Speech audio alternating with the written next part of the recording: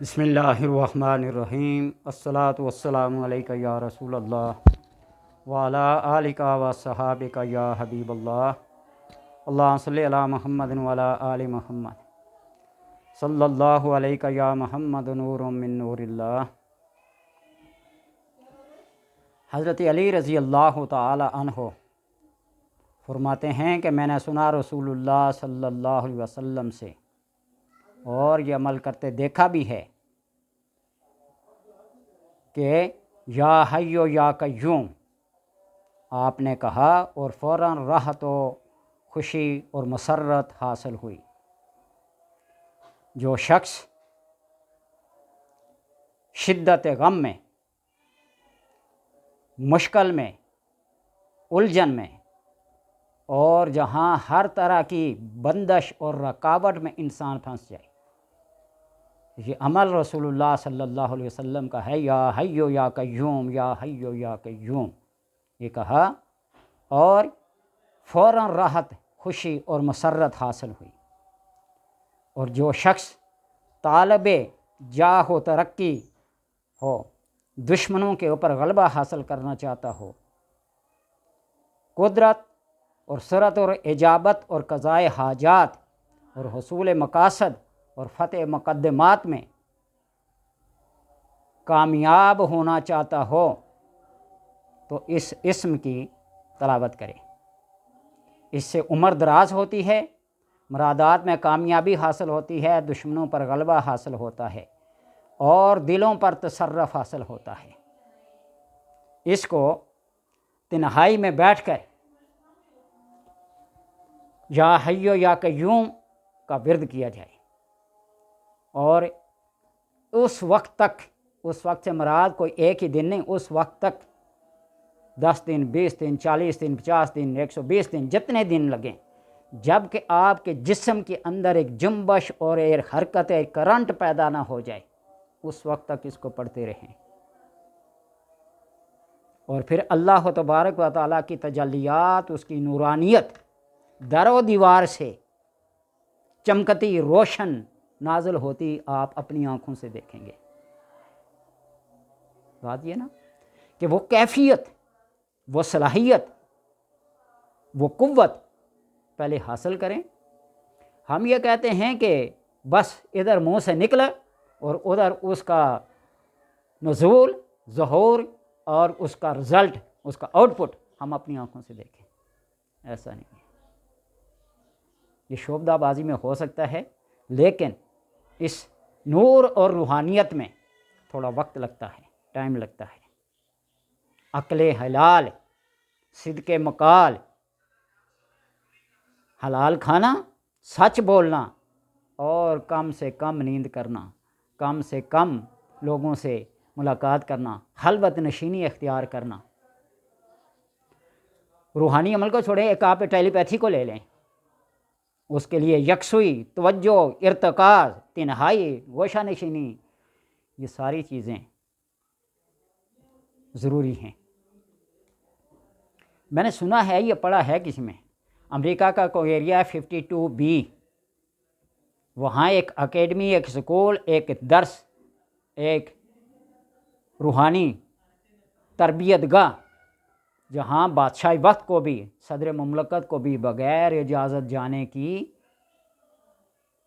اجازت نہیں ہوتی۔ اجازت لے گا وہاں کے ڈائریکٹر سے، وہاں کی متعلقہ انتظامیہ سے، وہاں ہر رنگ، ہر لباس، ہر مذہب کے لوگوں کو ٹریننگ دی جاتی ہے، جنگی مشقیں کرائی جاتی ہیں، ٹیلی پیتھی کے کورس کرائے جاتے ہیں، روحانیت کے کورس کرائے جاتے ہیں اپنے اپنے مذہب کے مطابق۔